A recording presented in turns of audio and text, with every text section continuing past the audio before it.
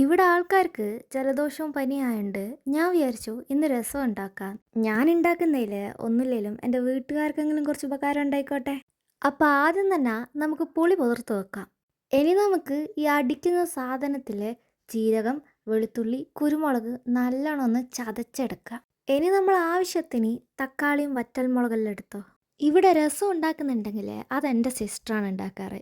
ഒരു ദിവസം അവളോട് അറിയാണ്ടൊന്ന് ഉണ്ടാക്കിപ്പോയതാ. പിന്നെ വീട്ടിലെ എല്ലാ ആൾക്കാരും പറയും രസം ഉണ്ടാക്കുന്നുണ്ടെങ്കിൽ അവൾ ഉണ്ടാക്കിയാൽ മതി. അതുകൊണ്ട് ആദ്യമായിട്ടാണ് ഞാൻ ഈ രസമൊക്കെ ഉണ്ടാക്കി നോക്കുന്നത്. വെളിച്ചെണ്ണയ്ക്കൊക്കെ ഇപ്പം ഭയങ്കര റേറ്റ് ആണ്. അതുകൊണ്ട് നോക്കിയും കണ്ടൊക്കെ ഒഴിക്കുക. ഇനി നമുക്ക് ചൂടായ എണ്ണയിലോട്ട് കടുകും ഉലുവയും ഇടാം. അതൊന്ന് സെറ്റായി കാണുമ്പം നമ്മൾ നേരത്തെ മുറിച്ച് വെച്ച തക്കാളിയും 2 വറ്റൽമുളകും എടുത്ത് ജസ്റ്റ് ഒന്ന് ഇളക്കാം. ഇനി നമുക്ക് നേരത്തെ ചതച്ച് വെച്ച സാധനങ്ങളൊക്കെ ഇല്ലേ, അതൊക്കെ ഇതിലോട്ടേക്ക് ഇടാം. നമുക്ക് എത്ര രസം വേണം അതിനനുസരിച്ചിട്ടാണ് ഇത് നമ്മൾ ചതച്ച് വെക്കുക.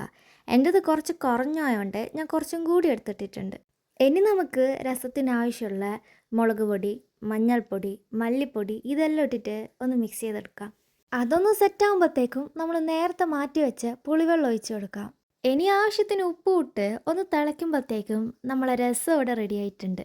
ഇപ്രാവശ്യം ഞാൻ വിചാരിച്ചു എൻ്റെ രസം ടേസ്റ്റ് ചെയ്യാൻ ഞാൻ അച്ഛന് കൊടുക്കാം. അങ്ങനെ അച്ഛന് എൻ്റെ രസം ഭയങ്കര ഇഷ്ടമായി. ഉപ്പ് കുറവാന്ന് പറഞ്ഞുകൊണ്ട് ഞാൻ കുറച്ചുകൂടി ഉപ്പിട്ട് കൊടുത്തിട്ടുണ്ട്. അപ്പം ഇന്ന് അത്രേ ഉള്ളൂ.